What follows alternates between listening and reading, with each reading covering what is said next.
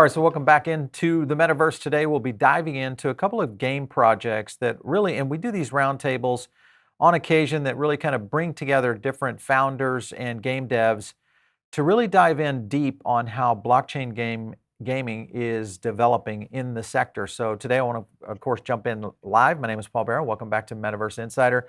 Let's go in with two projects. One is Shrapnel and the other is Blocklords. I've got down Norbury, who is the studio head of Shrapnel, and David Johansson, who is the CEO and founder of Blocklords. And of course, also joining us is Mr. Mirko Dölger over from Unix Gaming. So good to see you guys. Great to have all of you.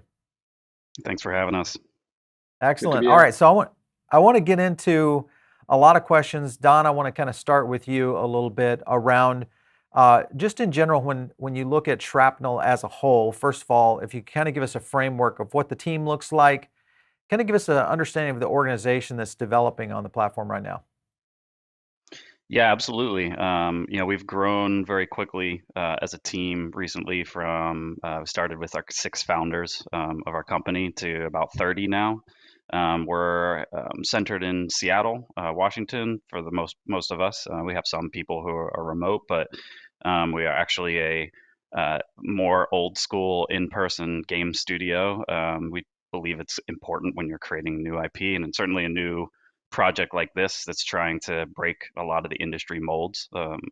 And we're kind of in the first about 6 months of game studio production, and that's things like locking down your ballistics model, the traversal of players through the world, what the meta looks like aside from kind of the economy, and making sure things are fun and snappy, before we drop it all on the public and on the community. Yeah, I like when one thing that's interesting to me is when we see great dev teams, really everything from the art to the game design, the early stages of what they need, including the economy, which is very important. I think that's one thing that in some cases with a lot of games get lost is the economy, Oh yeah. plug in and how that kind of works. And I definitely want to dive into each of those. David, let's jump over to you with Blocklords, and also same thing, team size, kind of what the framework of Blocklords looks like today.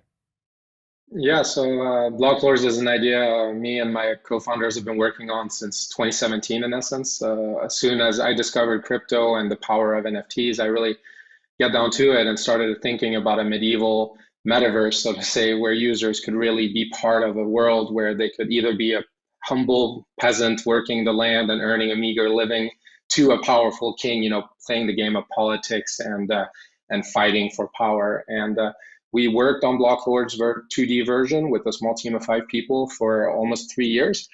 But in 2020, we realized, hey, we're spending a lot of time actually making blockchain infrastructure, making NFT contracts scalable, and we decided to start the Seascape network, which was more of an infrastructure solution that would help game devs basically integrate NFTs and token economies into their own games. So as we did that, we were able to grow the team from 5 to 40 people. And last year, as the play to earn boom was kind of taking hold of the world, we kind of decided to revisit Blocklords, the idea we always had. And now that we had the knowledge and the infrastructure and the team to really make a game like this possible, a AAA metaverse strategy game, we decided to build a new studio called MetaKings. And the team has since grown to be almost 100 people. With 40 working on Seascape and infrastructure solutions, and 60 people working on Blocklords specifically. All right, so when I was looking at Blocklords, trying to identify which route you guys were taking from a game strategy, would this be more of a strategy game or more of a battler game? How would you explain it to a novice who had never seen the project? So I would say Blocklords is the first MMO grand strategy game. We're trying to combine the best elements of real-time strategy games, like Age of Empires and Total War, for example, and combine that with really the grand strategy element and dynasty building features of games like Crusader Kings and Paradox games especially. So we would say we're the first MMO grand strategy games. Okay, perfect. Great graphics on both these games for sure. Mirko, when you're looking at teams, you see obviously 2 different styles here with both Blocklords and Shrapnel. What are some of the things that kind of stick out for you guys, especially from Unix's side, where you're developing player networks and really kind of a compilation of all sorts of strategies on multiple games? What sticks out to these two games that are unique for you? I mean, first of all, the team is for us super important, and when you talk to from gamer or developer to gamer, the gamer to gamer doesn't matter. You really understand that there's like passion behind a project is super important for us, and also for the long-term partnership, right? When you have really a closer contact, especially as a guild, basically playing and utilizing the games and the NFTs, and of course, I mean, if I just see now for example Blocklords, it always been like strategy games, or also especially in the dark age with knights and farmers and armies, archers.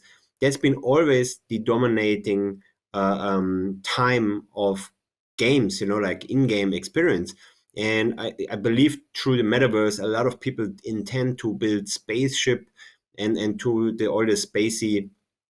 I'm not saying that the games are bad, but these are definitely, I think, the games where a lot of people from especially traditional gaming find a home, because it's really have just more to offer than a few cards and a round battle game. It's like really, it's an open world here on that side.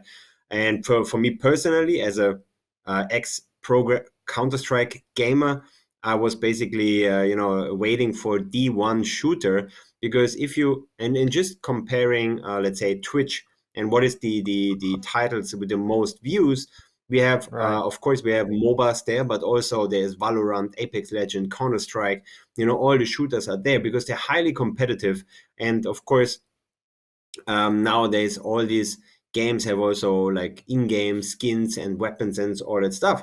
So finally, for me, Shrapnel is, I think, a personal a game where I think I spent a few hours and going through the levels there, because it's just the habit of my background, and it's just like fun, you can click in with 5 people or more, you can play against or together. So that's why it's pretty interesting. And I think these two gameplays, where you basically look at a current play and earn market, is not yet one game what can deliver from comparing real or other games in any standard. So I think Shrapnel and Block is definitely two titles. They will dominate the play and earn mark. And there definitely in the future there's also other games coming up, but definitely one of my favorites. Yeah. I like teams obviously make a big part of the decisions of, especially how guilds especially are kind of leaning in. But I think also from a standpoint of the partnerships and also how investors look at it, obviously that's a big part of it. Don, the other aspect that people look at is strategy, in terms of how the game can differentiate, because obviously we're going to see a ton of new games coming onto the market, especially in blockchain side. We'll probably see more so development-wise in the next 18 months. I think that maybe we'll even see in the levels of AAA studios and where they're going in terms of direction. When we look at Shrapnel, what was kind of the key with what you guys were trying to do that made the game so different in terms of an experience? From the very beginning, even before kind of Shrapnel in its twinkle and eye inception about a year ago point, we had always talked about internally within our studio and our founders about how we came from this era of game modding, kind of aging ourselves a little bit, I guess, when we talk about that. And nowadays you see Minecraft and Roblox and these kind of generations that are aging from one into another. And they've always known how to express themselves creatively with these kind of declarative tool sets. And we saw that and wanted our own kind of version of it. We thought kind of at that cusp of Roblox, which we consider to be a little predatory in terms of how much money people can make on it and how everything works. It's a great tool set, but we thought there was a better kind of more adult version of that. So we had always had that notion, something we talked about a lot. and had also identified extraction shooter as what we thought is the next genre. Right? Battle Royale has been done and overdone, and for good reason. It's kind of an evergreen space from a design perspective. But really liked the RPG notion of extraction shooters, kind of the high stakes treasure hunting, lose your loadout. Like the stakes are completely different, and so we had started merging those ideas, and then started diving headlong into blockchain space. And that's where things really clicked when we thought about how the design could work and how the technology actually, you look at the fundamental building blocks of things like ownership or transactions, and that's really this almost akin to the TCP/IP of the internet for this foundational technology. So we started taking those two pieces, merging them together, and that was we were naive at that point, just having the simplest expressions, and we basically were taking our game design and enlisting the expertise of actual economists and people who specialize in token economies. Yeah. So there was this great ping pong back and forth of game design meets floating marketplace, floating token, like floating ownership reality. And as is often the case when you have that happen, the design constraints make the product better, right? Like designers, worst thing is the blue sky and the blank page. Once you start putting boundaries around it, you actually end up with creative solutions. So that iteration process is how we ended up with what we have now and what you can see in the white paper, and what will be in the economics paper that we'll be releasing soon. Yeah. I like, well, that kind of attention to detail is super important, especially as you see, early stage games kind of rolling out. Obviously, we saw, some pretty big issues over the weekend with what happened with Ape and obviously Ethereum on the rollout, kind of getting all this done. I'm kind of curious from all of your standpoints, because I mean, you guys are experts in this field of how to roll out an NFT strategy, what economies are going to look like, how to deploy within a huge gaming community on both your platforms. Let's jump into each, and any one of you could kind of take this. Maybe we'll lead off with Mirko. I'm kind of curious on your thoughts. When you see the pressure that Ethereum got over the weekend, how would you see games like Shrapnel and Blocklords, who may be operating on different chains, is that something you might look at now as an advantage, as opposed to maybe games that are pushing toward Ethereum?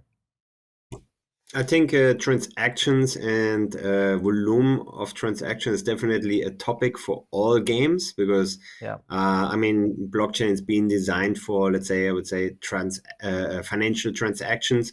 So having now basically, if you think about mass adoption, and let's say really we have billions of players on a blockchain, at the moment is, I think, definitely a challenge to do that. I think there's a lot of already tools you could have avoid that gas dilemma on the NFT mint. I think it's just about which technology. I think you could even include just on Ethereum another smart contract what could have avoid some. So it's technology based. But I think especially as a game, you always consider that and working on the best solution. And if you think that you have not a mint of an NFT, what's a one-time event where many people attend on that one event, so a lot of things happen in the game and a lot of also on-chain, off-chain. So there's two different types, and then of course the blockchain is let's say, for example, Shrapnel, AVAX, for example, or even BSC. They're starting now with side chains, what is helping basically bundling transactions. So there's definitely, it's just a technology point, and the games, I think they're pretty aware of that. I think we can get more information from Blocklords or from Shrapnel about it, what's their strategy about it. But so this is just what I see. Yeah. Perfect. David, let's jump to you, because that is something with Blocklords. I was looking at like your NFT families, NFT deaths even. If you could kind of incorporate the flow of how NFT rollouts are done within Blocklords, and then also what chain are you guys running on, and kind of how your strategy was put together for your launch. Yeah, absolutely. So, having been through a number of NFT launches, we do have the same feeling that the first come, first serve model is very problematic in blockchain in general. We've seen it with some of our launches, we've seen it with many other launches, and what happened 2 days ago just shows, I think it was $100 million burned in gas fees, right? Which Right. obviously creates a lot of issues and it isn't quite fair to people who don't have those gas fees to throw around. And also it leads to a problem, right? Because a lot of people are excited in a product, they want to join a community, they want to be an NFT owner, but then they're priced out of that market, and that kind of turns Mhm. you away. So if we're thinking like that from a game developer, game publisher perspective, like anyone who wants to join our metaverse, our ecosystem, shouldn't be turned away or priced out right away and then have a bad experience as their first initiation to the ecosystem. So we actually put a lot of thought into that. And as you mentioned, NFTs and Blocklords are the heroes. We're not doing land NFTs, we're not doing item NFTs, but it is actually the hero himself or herself that is the NFT, and it's in essence your account and it's your family members. And how you choose to use those NFTs inside the game is up to you. You can put them to work on your own farm. You can send them to war in the army. You can rent them out to other players. But because of that, and because lords and ladies who actually control the lands and earn taxes from farmers and warriors, an important part of that is how do you become a lord and how do we accomplish that in a fair way? And the way we're actually doing that is with our NFT sale, which is going to happen in the summer, which I would say is less of a sale and more of a mint and really a way for our community to get rewarded. So the way we want to do it is we want to have a whitelisting process to make sure that everyone who joins the initial mint is a dedicated community member and isn't a bot. And then in essence, users will be able to mint banners, which represent the different families of the Blocklords universe. And if you collect the right combination of banners, you will be able to claim certain heroes that will be rolled out on a weekly basis. So I can't release all the details about the NFT sale yet, but that's a general approach that we're taking is we're giving out tickets, and those tickets can then be used to claim the different heroes that will control the different parts of the land. And on Okay. that note, for the chain we're choosing, obviously all the value is on Ethereum at the moment. So it's very important to be connected with Ethereum. And to do that in a scalable way, we've decided to launch the initial NFT mint on Immutable-X. And that's going to Okay. be the initial rollout for Blocklords. Okay. So with that strategy, I think the scenario that kind of leads me into what you're doing over at Shrapnel, Don, is are you going that direction in terms of at least on the chain side of things, but also kind of the strategy of how to roll out NFTs? Explain to our audience a little bit about what your plan is and how you guys are planning to go to market with both NFTs and the chain.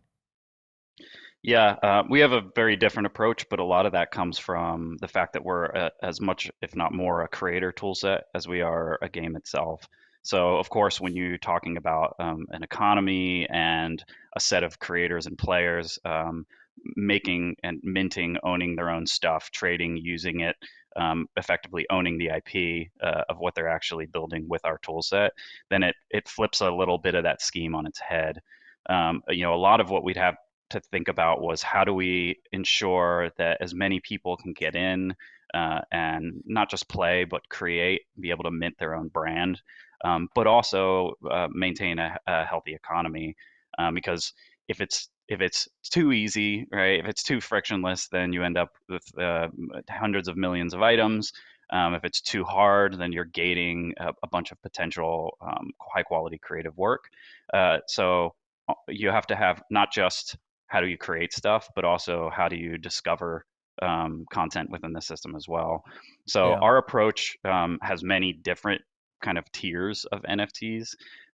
We have sets of gear, which are effectively gameplay affecting items. And those are more in a self-contained way within the economy in the game. There's a crafting system that is more like player to player once you get above kind of the lowest tier of equipment. But a lot of the player creation side is in vanity and maps. And that's the space where it's like you make it, you own it. And really, not just that, but you're rewarded with the actual token based on how your content performs. So we Mm. have Okay. effectively a creator grant system that says, hey, most people are playing, user created maps, player created maps. They should progressively become more and more owners of the utility of the Shrapnel platform. So that's kind of the approach we take with our entire token economy. But it definitely turns a little bit of that kind of like NFT space on its head. Likewise, when we looked Yeah. at discovery, content discovery, right, is like, are we going to curate what we think is quality? Hmm. Obviously we have a great foundation and system here to incentivize the community itself to be part of that discovery system. So we have a whole way that when we talk about things like land, we have a system called MEF headquarters, which are a lot of it's around like socialization and customization, but a lot of it's also around promoting content. It allows people to promote content. It allows anybody in the community to stake their token behind content that they think is good. And then if it performs, you become part of that reward stream, because we have to look at the entire creator journey from inception, the network of people who are involved in creating it, promoting it, and then kind of the players as this performance heuristic endpoint that determines what is actually succeeding and what isn't. I like that. First of all, I think kudos to you guys for that strategy, because I think taking different strategy approaches toward how many of these blockchain games are rolling out rather than kind of the cookie cutter approach. Not that either of you are doing that. That's my point, is there's some uniqueness here in each of these. And I think game designers, developers are going to have to do that, especially in these early stages with all the challenges that we've seen, both with Ethereum. Avalanche has had their challenges, Polygon has had theirs. Obviously we've seen Solana and what happened, this weekend with Solana. So everybody knows that. And I think for the most part, because of the tech and the layer of tech level that we're in right now, just being so early, some of that's going to happen. But at some point, there's going to be a little bit of pushback, I think, especially as you start to see critical mass adoption. Some people are going to get and grow a little bit fatigued with that kind of scenario. So it's definitely something that you guys have to address. I want to talk about competition. When you look at Call of Duty or Battlefield jumping into this, especially from an NFT standpoint, how do you think that affects the overall game solutions that are out there in blockchain, much like what Shrapnel is doing? I'd love to kind of get your feedback on that. I think we've seen a little proof of this thus far with the Ubisoft Quartz program. It's going to be difficult for them to shoehorn or tack on blockchain to an existing IP, right? These publishers and products have decades of consumer sentiment, of expectation, and I think projects like Shrapnel are the ground up re-envisioning what that shooter landscape looks like with blockchain from the very beginning, as opposed to that tacking on at the end. I think the allergy that you see among gamers based on a lot of the negative sentiment with NFT and blockchains is only going to be more severe with those existing IPs and franchises. Do I think those publishers and companies will get into this space? I absolutely do. I don't think it's going to be through those existing franchises in any short time frame. I think it's going to be either need to be completely new franchises they go after, or the adoption and acquisition of studios like Shrapnel over time. Yeah, yeah. Do you think, and this back to you, David, do you think that bad actor kind of legacy studios hijacking, say, the NFT craze and model will have an effect on how strategies are taken for game rollout, especially in blockchain? What are your thoughts? It's definitely going to have an effect. And I do agree with Don in that there is a general lack of understanding and thinking that you can just take an NFT or a token and slap it onto an existing game or IP is not going to work. That said, from meetings, from conversations, I do see a lot of interest and a lot of understanding as well, at least in some parts of these larger organizations. And I do think while there is some healthy competition going on, I also think there's a lot of room for collaborations. And in my opinion, Web2 game publishers and game developers do have a lot of knowledge about how to build great games, about how to build great processes that will in turn create even better games. And I do think there's going to be a lot more collaboration between Web2 studios and Web3 studios. And I'm all for it, because at the end of the day, the goal here is to create incentivized games that are going to be attractive to the users, and that partnering with these types of studios is going to bring more of that. Yeah, this is for both of you, and I would agree with both of you that because we talked about this a lot on the show, is whether or not we'll see traditional studios really kind of take a major active role, or we'll see either ground up new studios and or maybe the existing studios starting to develop teams that are ground up teams, which could go in that direction, with the amount of money that they've got flowing in this sector. Speaking to that, when you look at the market itself, the expansion around blockchain gaming, traditional gaming, the explosion of NFTs, the onboarding scenarios that almost every game is facing, and then the chain selection that we're going to be dealing with for quite some time. Don, this would be to you. Tell me some examples of, or I guess some solutions that you guys are taking in terms of onboarding, maybe mobile play, and overall acquisition in terms of players growth. How are you guys addressing that? Yeah, I mean, what you're describing, it's internally we refer to as the crossfade from the crypto community to the gamer community. The way our project is being marketed and built assumes more of it's kind of the crypto gamer overlap at the beginning, and then with certainly a laser focus on how we aggressively turn that towards the gaming community. The first piece of that, the first piece is making a fun game, a great game, right? Like everything else that you do is secondary to making something that's fun and sticky and people want to come back to and be part of. The next thing that we have been focused on from the very beginning is how do we reduce all these frictional points of getting somebody in and just playing the game as fast as they want. We know we've been making AAA games for a couple decades or more for some of our founding team members. We know that people will churn out if they can't get in and get satisfied within the first 10 seconds, basically. So our approach to those sorts of things are what do custodial wallet solutions look like for people who are in that space, right? For people who are getting in, just want to play the game, have basically accounts being set up for them transparently or in the background and parallel in the background. And then later down the line, when you hit like how do we manage kind of KYC process? So later down the line, when you actually have to go through that, when it becomes a thing, you've been part of the game for so long that it's no longer a frictional element of that adoption. Right.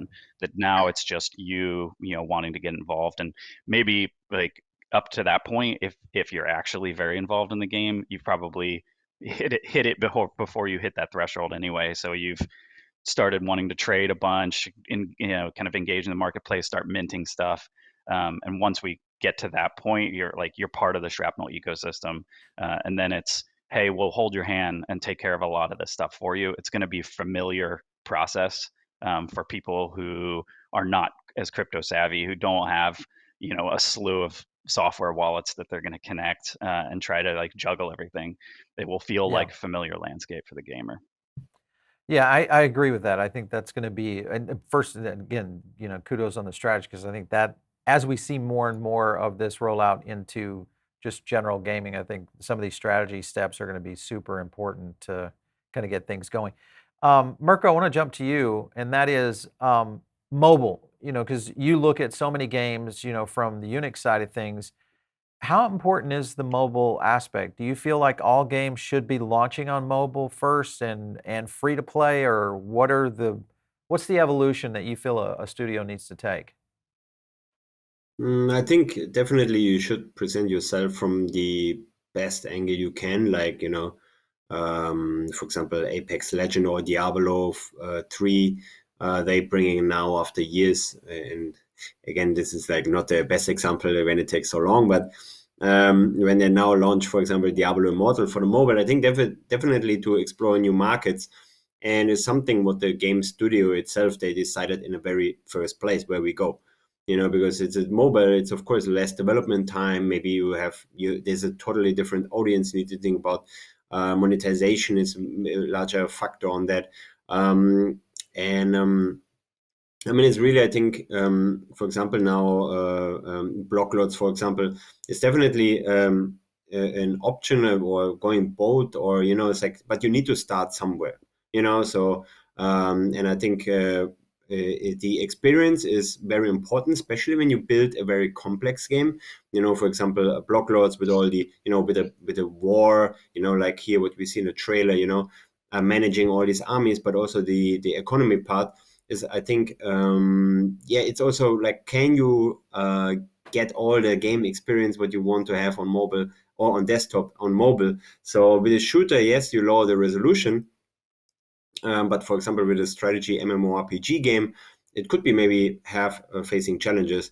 But Right. yes, the masses, to explore, let's say, Southeast Asia, it's definitely more mobile heavy. But if you're going to Western US and you have a very nice shooter or any other Yeah. game, there's Or definitely desktop. playable. Yeah.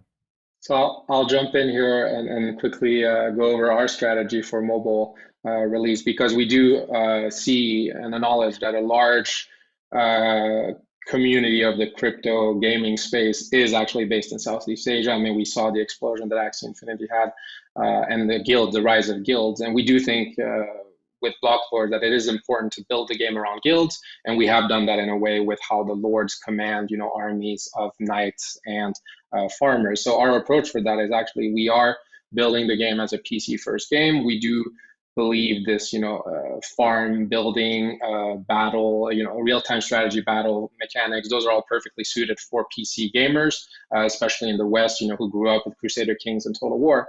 That said, in order to attract the guild gaming, the play to earn gaming audience, so to say, the play and earn gaming audience, we are building a mobile companion version that's going to be all focused on the farm building, the farm management, the resource collection, the city building mechanics, and city resource collection mechanics. So in essence, you could call it a play and earn companion mobile version that people without high-end PCs can play Blocklords with. So mobile Yeah, important, obviously, to everybody. Oh, Go ahead. Yeah. I was going to say Shrapnel's actually taking a pretty similar approach to that as well, which is I think the PC first approach has been mostly a scoping element, which is we're doing a lot on Shrapnel, making sure we deliver successfully as a PC client for the game portion was kind of critical to that roadmap.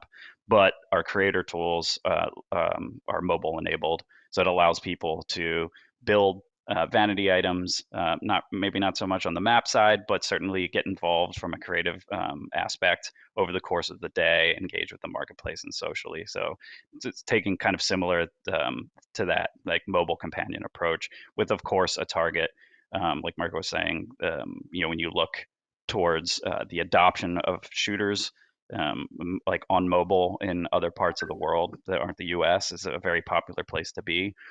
There are hurdles there around latency, certainly with the input devices and input mechanics, but they are not insurmountable. It's just a matter of picking something to do first. Yeah, I would agree. Okay, so this is kind of for both of you on Shrapnel and Blocklords. Metaverse plays, the strategy quickly. If you could give me your rundown, of kind of incorporate your roadmap at the same time. Don, we'll start with you, but just Metaverse importance to where Shrapnel is going, how that lays out in the roadmap, and also how are gamers going to make money? Let's just, obviously we want to have fun, but sure, let's figure out how we're going to earn some on our investment as well. Explain that Yeah, for for Shrapnel. sure. So on the metaverse side, we we actually have one of our studio pillars is we're not the metaverse, we're part of it. And that's to say that we are the very specific Shrapnel corner of the metaverse, and we see metaverse as effectively being the interop and transportability of blockchain itself. So, from a contract development perspective, we've been putting a lot of planning and execution into sets of interoperable contracts that actually allow people to own, not just own stuff, but also control where it can live on other projects and the expression of those assets. So granted, it's up to individual projects to determine how they're ultimately going to express data, but we're taking the approach of trying to be as interoperable as possible from the very beginning. So when we look at metaverse, we look at our relationship to other projects and our relationship to sticking with the spirit of that, the minting process, the data format process, and its availability to other projects as like our contribution and our strategy play to the metaverse. Yeah. In terms of how people make money effectively, a large portion of that is for creators, and that chain that I was talking about of creating stuff, trading stuff, promoting stuff, and having that be what's used and desired within the actual gameplay itself.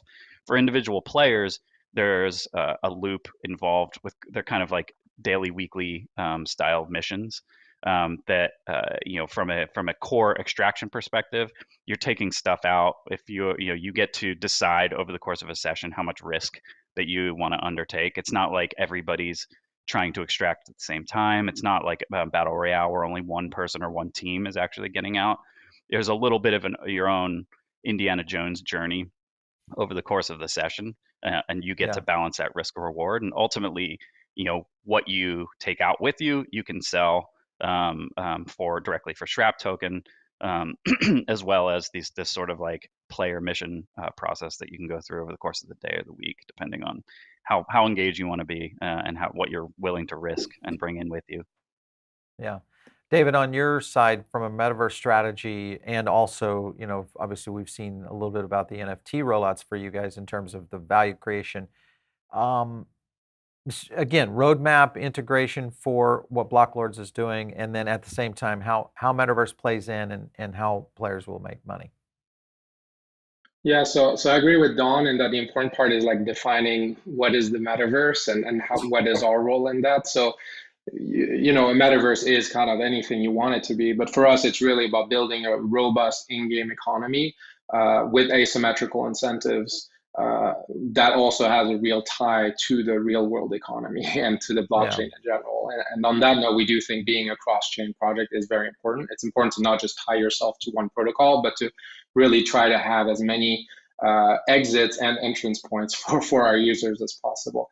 So going beyond that and how users can earn and how we're going to build out the game, as I mentioned the word asymmetric incentives, and that's really a core foundation of our studio and how we're building out the game.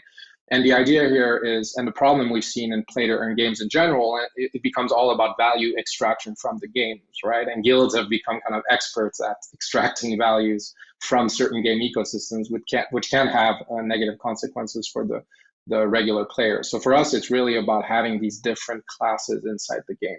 You start off as a farmer, you learn how to create resources, you learn how to make resources, you learn how to refine these resources into mead, which is the secondary token of the ecosystem, and which coincidentally is also the breeding token for our NFTs. Having NFT permadeath as a player, it's very important to get married and to have children in order to kind of continue your legacy and pass down your farm, pass down your army. Farmers are the only players who are able to create meat, which is going to be a very important resource for any player in the ecosystem. Going to the second level of warriors, they either raid and pillage, steal stuff from the farmers, or they that's what the raiders do. Or you can become a knight, and the knights, they're basically paid salaries by the lords to protect farmers from the evil raiders. Lords at the top of the chain, they're earning taxes from all of the activity from the farmers, and they're kind of have a responsibility to keep expanding the region, to keep improving the lives of their farmers, and to keep providing opportunities for their knights. And so this is really the core of the economy we're building. Is yes, everyone can extract resources, can extract tokens from the ecosystem their own way, but everybody also has to contribute something that's going to benefit other people in the game. And that's really how we're approaching the building. Yeah, sorry. Very, very cool. Hey, Mirko, so because we're talking about economies here, Unix Gaming gets a chance to kind of get into a lot of different games and develop player communities. When you look at the economies and the scale in which your player group and then also your game selection, process, is there a way that you score a game that, or do you kind of let the players elevate the games themselves based on what you can earn and or what you can do in terms of an investment? I mean, we, of course, Don mentioned in the beginning, a game need to make fun in the very first place. That it becomes to life, right? And without having that factor inbuilt is nearly impossible. How many guilds you have on your game.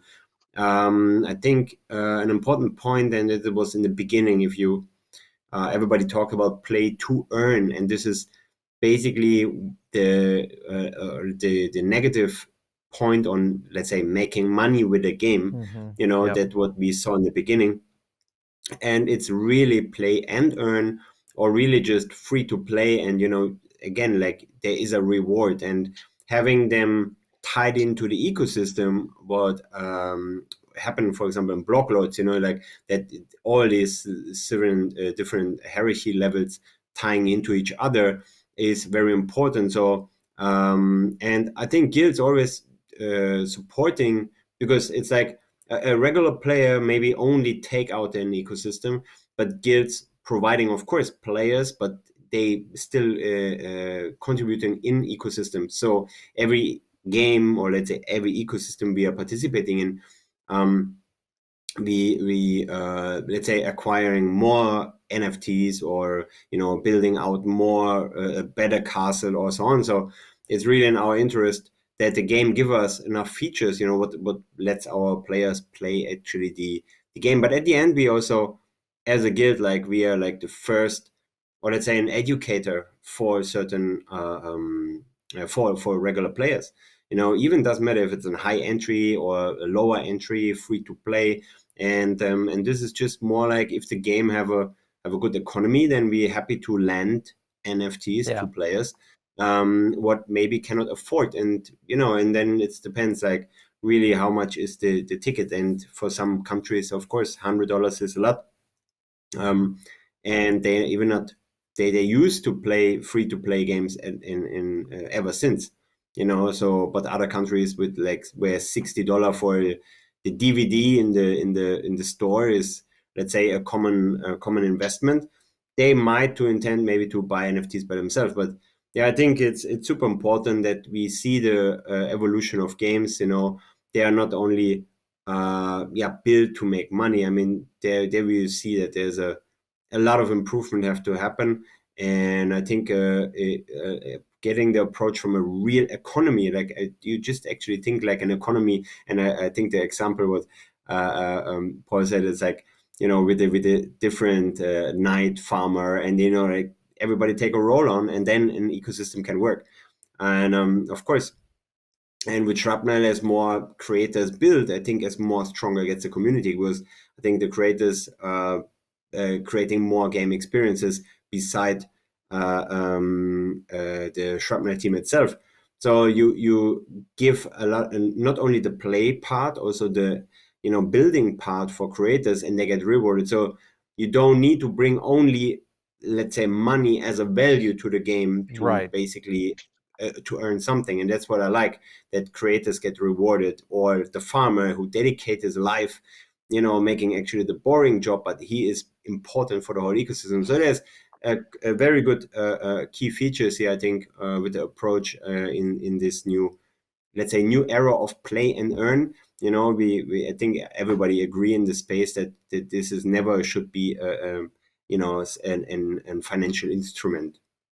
Yeah, I think you're hitting it on the head of, we don't want to get in a scenario where blockchain gaming just becomes too expensive. And you kind of addressed that, Mirko, and I think both, Shrapnel and Blocklords have also kind of looked at this, from a play and earn aspect, which is good to see, because I think there's so much opportunity here for blockchain gaming in general to really kind of shift the market. And Don even mentioned this, is that fade in that we're going to see coming from the mass communities of gamers. Obviously, we need those ecosystems and we need the economies, but also we need, obviously, the fun games that kind of bring people into the whole system. So again, I love these roundtables when we get a chance to really pick the brains of guys like you, and it's always fun to kind of learn also about the games themselves. So I want to thank both of you for stopping in today, Don and David. Good to both have both of you on, and of course, Mirko, awesome to have you in here as well to kind of dive in from a perspective from the guild side. So thanks again for stopping in. We appreciate it. Yeah, Yeah, thanks, it was a Paul. pleasure. Anytime. Thank you. All right. So you guys are tuned in over on the podcast right now. Maybe maybe you're on Spotify or you're on iTunes. But listen, the best place to catch all the graphics and really kind of our breakdown when we do these gaming roundtables is right here on YouTube. This is the channel for it. Metaverse Insider, just search that. You can also search Paul Barron Network. Of course, if you have an idea for a show and you maybe have a game that you love, make sure and put it in the comments below because we read all of those for you guys. And it is the way we understand when emerging games start to show up and we really start to see some demand from our audience. Love to hear that from you guys. Of course, if you want to reach me, it's out on Twitter at Paul Barron. We'll catch you next time right here on Metaverse Insider.